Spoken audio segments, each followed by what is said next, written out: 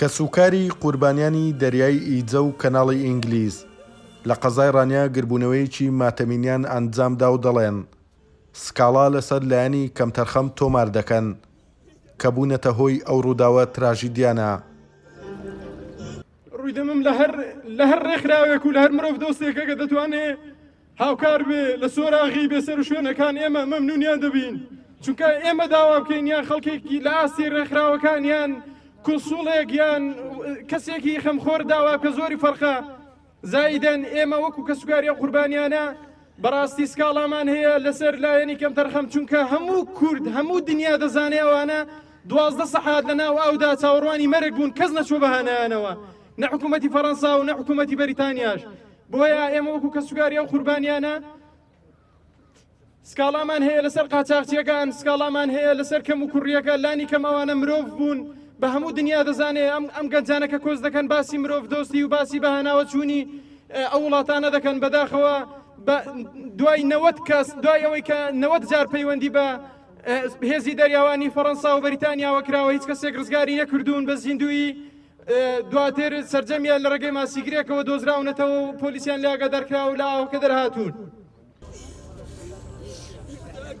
کە سوکاری بێسەر و شوێنانی دەریای ئیجە داوا لە هەرسێ سەرۆکایەتی هەرێم دەکەن سۆراغی ئەو کۆچبەرانە بکەن کە لە ڕووداوەکەی مانجی پێشووی دەریای ئیجە بێسەر و شوێن بوون. ئێمە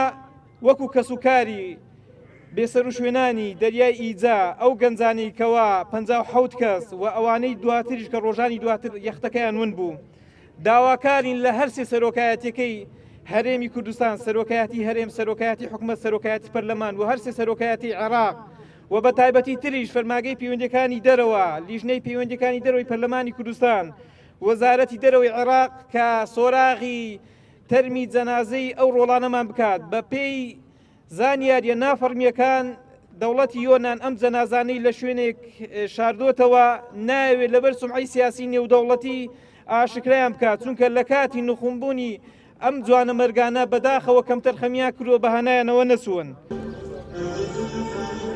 لە دوو مانجی ڕابردوودا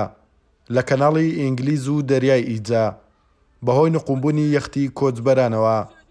ژمارەیەک کۆچبەری کورد خنکان و ژمارەیەکی تریش تاوەکو ئێستا چارەنووسیان بە نادیاری ماوەتەوە. توانە عومەر، کورسات نیوز،